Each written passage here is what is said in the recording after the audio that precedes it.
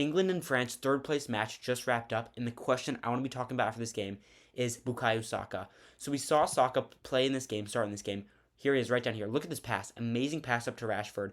Now I'm gonna skip up ahead here. You see Rashford, he doesn't score on this one-on-one, and it takes them miles to score. You see Rashford all the way out here. Here's Saka, and then Saka gets the goal, first goal of his tournament, I think. But my question is, why didn't we see Saka start in England's game against Argentina?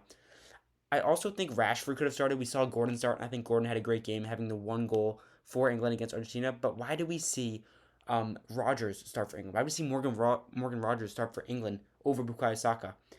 I heard questions saying maybe Saka was injured in that game, but why did we not see Saka play at all? Saka is such a good player on the highest level. I think he's one of the most underrated, even though he's super highly rated.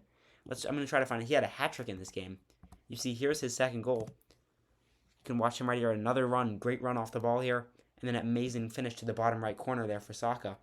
And then he also had his final goal in the 87th minute. Here it is. You can see the penalty here. That penalty was on Spence, who I made a video about the other day. You can see Saka's goal. Excuse me, I'm going to sit back a little bit more. Here you go. Saka's goal on the penalty gave him the hat trick there. Why did we not see Saka start in England's match against Argentina? Was he really injured?